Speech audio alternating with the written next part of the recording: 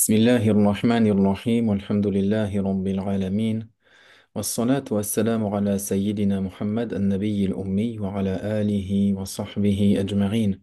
اللهم إنا نستهديك لأرشد أمرنا وزدنا علما ينفعنا. أما بعد, nous sommes rentrés donc dans les 10 derniers mois bénis du mois de Ramadan. Nous allons essayer de faire quelques petits rappels pour profiter ensemble, particulièrement dans des sujets qui sont liés au tasawwuf. Nous sommes dans le mois du Ramadan. Dans les 10 derniers jours, comme vous le savez, il y a un effort qui nous est demandé. Le prophète lui-même, alayhi salatu wassalam, euh, on dit en arabe resserrer son izar. En français, on pourrait dire retrousser les manches. C'est-à-dire qu'il faisait un effort supplémentaire afin que il fasse encore plus d'actes d'adoration durant les 10 derniers jours. Le mois du Ramadan en soi, déjà le mois du Ramadan, on appelle aussi le mois du Coran. Allah subhanahu wa ta'ala, dans le Coran, a dit Ya ayyuhalladhina amanu kutiba alaykumus siyam kama kutiba ala alladhina min qablikum la'allakum tattaqun. Dans ce verset, Allah subhanahu wa ta'ala a dit, dans ce qu'on pourrait traduire, Ô vous qui avez cru, le jeûne vous a été prescrit, tout comme il a été prescrit à ceux qui vous ont précédés, afin que vous atteigniez la piété. C'est donc un des principaux objectifs du jeûne, d'amener la personne croyante et la Ummah croyante à la piété.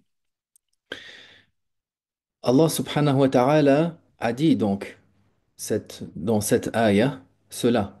C'est comme, c'est comme si les croyants, suite à cela, avaient demandé, Ô Allah, quelle est la durée que nous devons jeûner?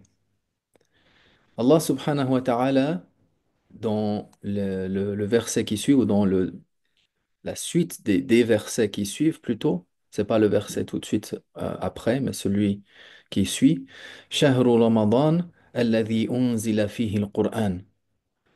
C'est-à-dire que Allah subhanahu wa ta'ala nous informe que, ou plutôt, j'ai manqué, plutôt dans le verset qui suit, Allah ta'ala dit Ayyamam ma'dudat. C'est-à-dire dans des jeûnes, un jeûne donc qui est pendant un jour de nombre déterminé.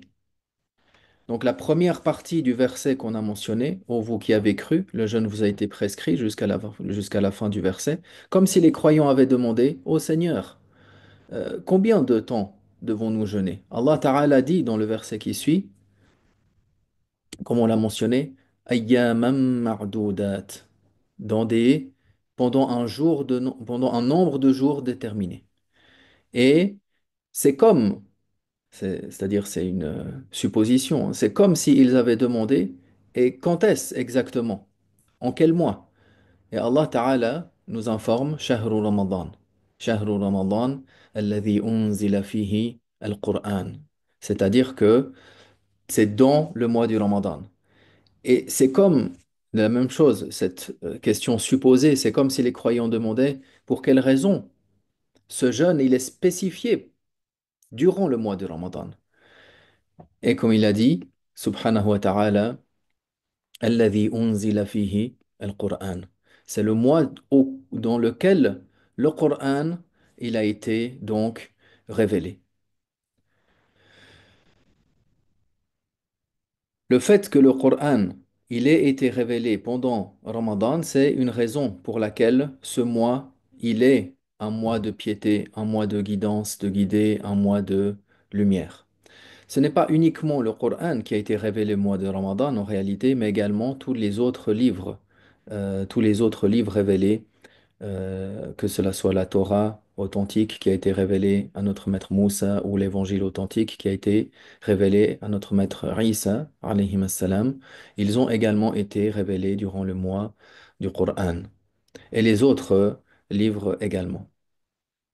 Il y a également, comme on le sait, durant ce mois, et c'est en cela qu'on cherche à faire un effort supplémentaire, Laylatul Qadr, qui se trouve souvent, comme c'est rapporté dans les hadiths, même s'il pourrait advenir, même si Laylatul Qadr pouvait ou pourrait advenir dans les premiers jours du Ramadan, par rapport à bon nombre de hadiths, il est plus indiqué que Laylatul Qadr serait dans les 10 derniers jours, et plus également dans les nombres ou dans les nuits qui sont impaires. Et cela également pour une sagesse, pour que le croyant il fasse l'effort pour chercher cette nuit, pour chercher cette nuit. Pour cela, les croyants font un effort supplémentaire durant le mois et encore plus durant les 10 derniers jours, afin de trouver et que les invocations, les adorations que la personne fait durant cette nuit, alors ils puissent coïncider avec Laylatul Qadr. Le mois du jeûne, il a également beaucoup de bienfaits qui ces bienfaits également sont qui sont dans le fait de purifier le cœur. Allah subhanahu wa ta'ala, durant le jeûne, nous a interdit certaines choses qui, à la base, nous sont permises. Papa a apprécié Khadija. Même si c'est des manger, boire, avoir certains plaisirs qui sont permis, c'est quelque chose même si ces besoins sont permis, ils peuvent nous détourner des actes d'adoration. Ce qui fait que le jeûne a pour but, a un des buts, diminuer cet impact de ces désirs terrestres. Manger, boire, ces choses que l'on peut faire durant la journée. Allah subhanahu wa ta'ala nous les a interdits. Ces choses-là qu'on peut faire, bien qu'elles sont permises, elles sont constamment en train d'alimenter notre corps terrestre et il alourdit notre cœur. Pour cela, souvent, le croyant, durant le mois de Ramadan, il trouve plus, quand il est en jeûne également, il trouve plus de facilité pour d'autres raisons aussi, comme les grands shayatines qui sont enchaînés et ainsi de suite. Mais ce fait-là de jeûner, il va avoir un impact sur nos désirs, ce qui fait qu'on peut plus se concentrer et œuvrer davantage dans le sentier d'Allah, faire davantage d'actes de bien, que cela soit du dhikr, que cela soit de la lecture du Coran. Pour celui qui le peut, il lui est demandé de faire au moins un khatm, de faire au moins une lecture complète du Coran durant le mois. S'il peut plus, il peut, bien sûr, il fait davantage que cela. Donc, durant ce mois, ou durant ces 10 derniers jours, on va lire quelques passages d'un livre qui est Manar salikin Manar salikin wa Hikamul Arifin. C'est un livre qui est tiré de la Risala al-Qushayriya que Sayyidina Sheikh Muwaffaq al-Marabi', qui est mon cheikh dans la tariqa, il a résumé, il a sélectionné certaines paroles de l'imam al-Qushayri dans sa risala et il les a ordonnées sous forme de certains chapitres afin que cette étude-là de ce livre, Manar salikin, elle soit comme un tremplin, elle soit comme une passerelle avant d'étudier dans la risala al-Qushayriya elle-même qui est également plus conséquente. Donc on parle de tasawwuf. Le tasawwuf, bien que ce terme-là, il n'était pas usité au temps du prophète et des compagnons, le terme tasawwuf ou le sens du tasawwuf, il existait. Il était existant. Le fait de se détacher de ce bas monde et de chercher, par n'importe quel acte que la personne fait, il cherche l'agrément d'Allah. Allah subhanahu wa, Allah subhanahu wa ta'ala dit قَدْ أَفْلَحَ مَنْ زَكَّاهَا dans surat al-Duha ou surat Shams, sauf erreur. Euh, Allah subhanahu wa ta'ala dit قَدْ أَفْلَحَ مَنْ زَكَّاهَا. Donc ici, tasawwuf, ça vient dans le sens de at-taskiyah, c'est-à-dire l'éducation de l'âme, l'éducation de la personne va éduquer son âme. Et celle qui a réussi dans le verset, on comprend que c'est la personne qui aura donc éduqué son âme. Du point de vue Parce que certains pourraient reprocher que le tasawwuf ne ferait pas partie du kitab et de la sunna. Au contraire, comme on l'a mentionné dans la ayah, Allah subhanahu wa ta'ala parle de at-tazkiyah ici, qui est l'éducation spirituelle, l'éducation de la nafs, l'éducation de l'âme. Et également le prophète alayhi salatu wassalam, dans la sunna, le prophète alayhi salatu wassalam, il a dit, euh, quand il a parlé dans le hadith qui est connu sous le nom de hadith Jibril, il a parlé de l'islam, l'iman et l'ihsan. Donc quand on parle de l'islam, c'est les actes apparents de la personne. L'iman, c'est les actes du cœur. C'est ce que la personne a dans son cœur, les choses auxquelles elle croit, sans que il y ait un signe apparent de cela. Et l'ihsan, qu'on pourrait traduire par la bienfaisance. D'autres significations peuvent aussi être données. Le prophète alayhi salatu wassalam, il a dit an ta'budallah ka'annaka tarah, fa in lam takun tarah, fa innahu yarak. Dans le sens que l'ihsan, c'est que tu adores Allah subhanahu wa ta'ala comme s'il te voit. Bien que, et s'il te, euh, Et, et comme le fait que ou tu ne, du fait que tu ne le vois pas, rappelle-toi que lui, il te voit. C'est-à-dire que la personne, il doit avoir dans son cœur la présence, qu'Allah subhanahu wa ta'ala le voit en toutes circonstances. Pour cela, adore Allah comme si tu le voyais. Même si tu ne le vois pas, lui, il te voit. C'est ça le sens de la parole et c'est ça qui est voulu dans le cheminement, dans le tasawwuf. Nous commençons à lire donc dans les premières paroles du livre I'tiqad at-Ta'ifa. Sayyidina Cheikh Muwaffaq, hafidhahullah, il a donc dans cette première section mentionné la croyance des gens du groupe, c'est-à-dire ici ce qui est voulu, c'est-à-dire la croyance des maîtres du tasawwuf. Les savants du tasawwuf n'ont pas une croyance qui diverge d'Ahlus Sunnah wal Jama'a et des savants du salaf et du khalaf. Donc il a dit, je vais simplement lire les paroles en arabe et les traduire ensuite. قال أبو الحسن البوشنجي رحمه الله التوحيد أن تعلم أنه غير مشبه للذوات ولا منفي الصفات. Il a mentionné donc ici que le tawhid consiste à savoir qu'Allah subhanahu wa ta'ala, il est exempt de toute ressemblance aux êtres, c'est-à-dire aux créatures, et qu'il n'est pas dépourvu des attributs.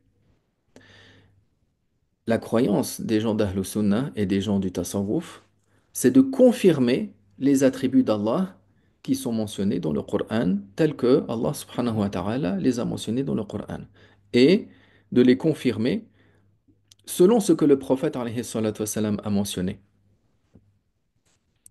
Donc ici, quand on parle du tawhid, l'unicité, la croyance de l'unicité, on va parler un petit peu de l'approche de l'école maturidite, dans le sens où, euh, étant de fiqh hanafi et de croyance maturidiyya, on va développer un peu là-dessus. Bien que il peut y avoir des approches qui sont plus ou moins différentes selon les tariqas, selon les voies, mais ce qu'il faut retenir, c'est qu'en général, le cheminement, il ne détermine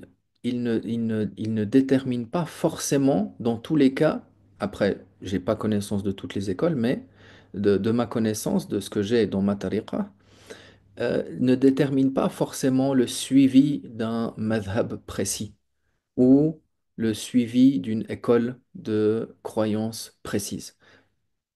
Ce qui importe, c'est que les fondements reviennent. Les divergences qu'il y a dans le point de vue de la croyance entre les maîtres maturidites, entre les maîtres acharites, ou ceux de ce qu'on appelle Fudala al-Hanabila, la croyance des Hanabila, euh, ils n'ont pas, les fondements reviennent aux mêmes sources. Donc, bien que euh, comme je l'ai dit précédemment, euh, les, les maîtres du tasawwuf peuvent avoir ou peuvent suivre de ces voies, que ce soit Ash'ariya ou Maturidiya différentes. C'est pas en soi notre point de départ, c'est plutôt le fait que l'ensemble des cours que je donne aux frères, que les vidéos que je mets sur la chaîne, elles sont dans le suivi de la voie Hanafite Maturidite. Mais euh, on verra que en ça, il n'y a pas de guerre du point de vue qu'ils vont se considérer égarés les uns les autres entre les Maturidites et les Ash'arites. Non. Tous reviennent à la même voie qui est la voie du prophète alayhi salatu wassalam, tel que ça a été écrit. Après, il y a des contextes qui font comme on va l'expliquer. Donc, si on veut, ici, on parle du tawhid. Dans l'école maturidite, quand on parle du tawhid, bien sûr, ça implique l'exemption d'Allah de toute ressemblance avec ses créatures. Et ça, c'est quelque chose qui est commun à tous les savants. Peu importe la voie, peu importe le, la voie de croyance ou dans les détails qu'ils ont suivis. Donc le tanzih, exempter Allah de toute ressemblance avec les créations, avec la création, tout en affirmant, tout en confirmant ses attributs. Les maturidites, les ash'arites ne sont pas du tout en train de renier quelconque attribut. Euh, non. Donc, l'imam al-Maturidi, il adopte la position qui va concilier l'affirmation des attributs et le rejet de l'anthropomorphisme, du tashbih, de faire ressembler Allah à ses créatures, d'attribuer à Allah des attributs des créatures. قال أبو عبد الله ابن خفيف الإيمان تصديق القلوب بما أعلمه الحق من الغيوب. Abdullah ibn Khafif, radiallahu anhu, il a dit la foi est la confirmation par les cœurs de ce que Allah, al-Haqq, Allah a informé des choses invisibles. Donc, l'iman, comme on l'a mentionné précédemment, ça revient aux choses qui sont cachées, les choses qui sont dans le cœur. Du point de vue des maturidites, quand on parle de l'iman, avoir la foi, c'est le tasdiq, l'adhésion, la conviction ferme dans le cœur.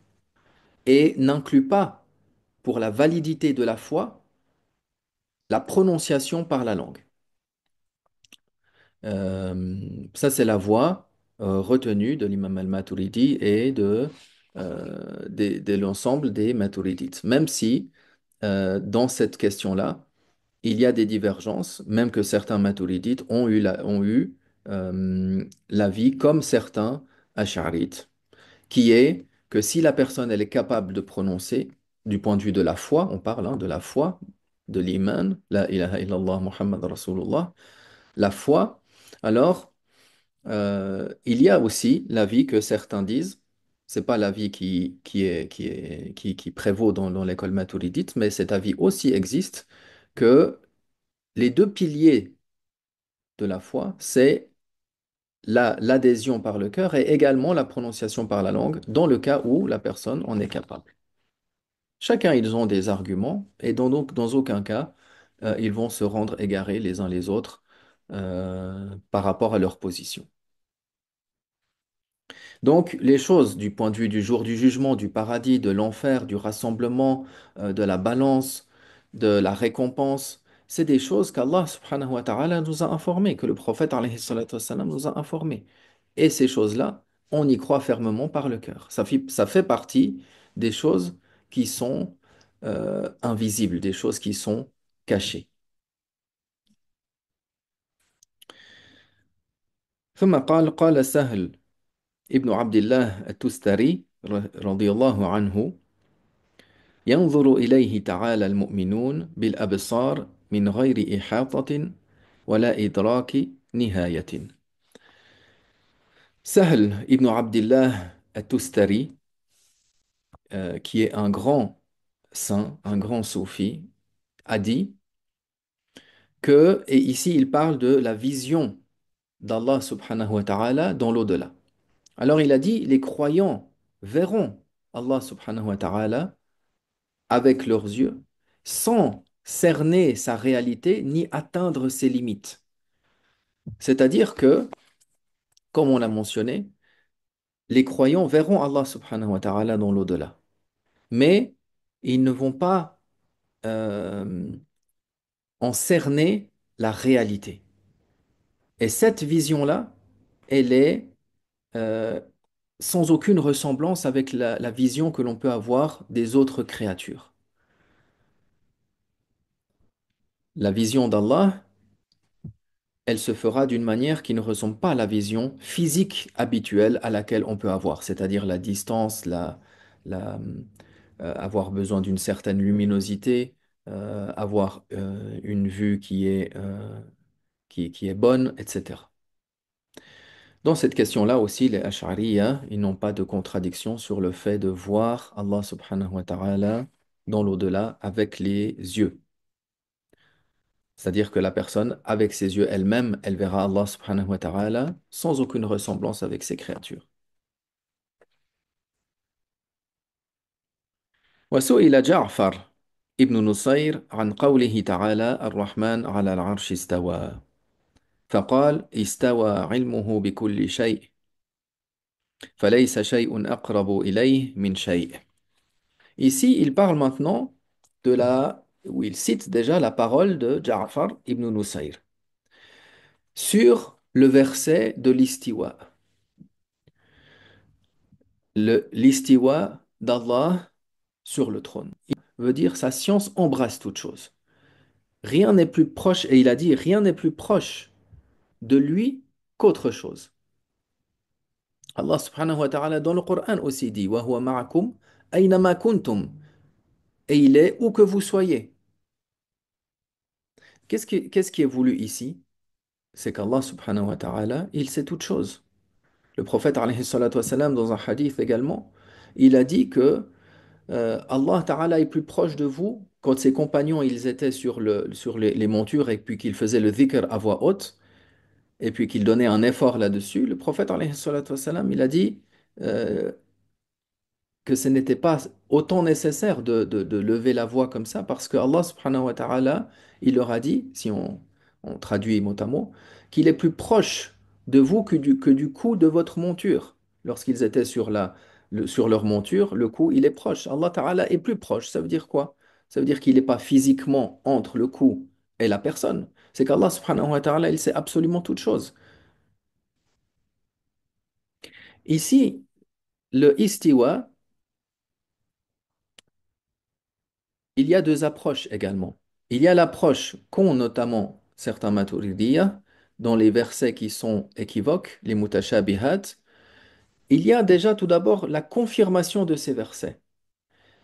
Et il y a le fait de faire le tafwid, c'est-à-dire le fait de remettre le sens de ce verset à Allah. Allah Ta'ala, c'est le sens de ce verset. Allah Ta'ala, il a dit istawa. C'est un sens qui convient à Allah et qui n'a aucune ressemblance avec les créatures. Les Maturidiyya, dans certains cas également, ils vont tout de même euh, expliquer ces versets avec un sens figuré, majazi, pour préserver la transcendance, préserver le tanzih, préserver l'explication ou le fait de faire ressembler Allah subhanahu wa ta'ala à ses créatures. Et si quelqu'un dit oui, mais les salafs, ils n'ont pas interprété, alors le fait de le dire comme ça, c'est pas correct. C'est plutôt de dire les salafs, en général, ils n'ont pas interprété. Ils ont dit, comme l'imam Shafi'i il a dit, comme on l'a mentionné tout d'abord, on confirme les attributs tout comme ils ont été mentionnés dans le Coran. On mentionne les attributs, tout comme le prophète alayhi salatu wassalam, les a mentionnés dans les athars prophétiques. Maintenant, euh, Allahumma salli ala Sayyidina Muhammad. Maintenant, quand on parle de l'interprétation générale, c'est ce qu'on a mentionné.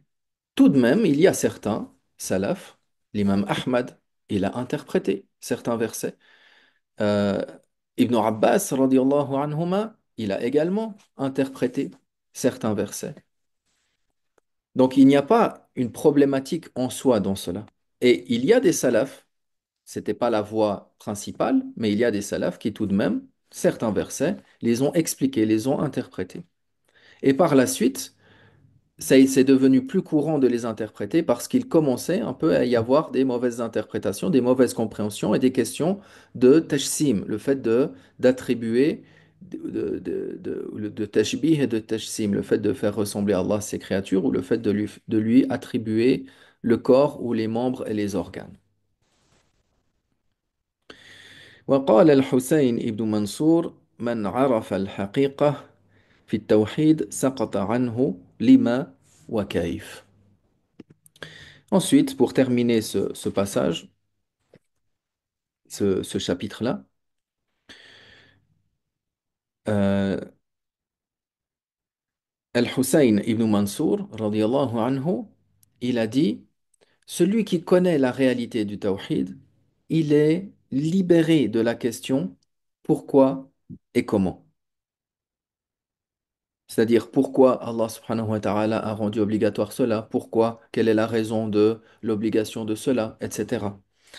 Et également de la question du kaif au sujet d'Allah. Allah Ta'ala n'est pas concerné par le comment qui est propre aux créatures. Quand on dit comment est un tel, ça fait référence à des attributs des créatures. Ces choses-là, celui qui a connu la réalité du tawhid, il ne se préoccupe pas de cette chose-là. Non.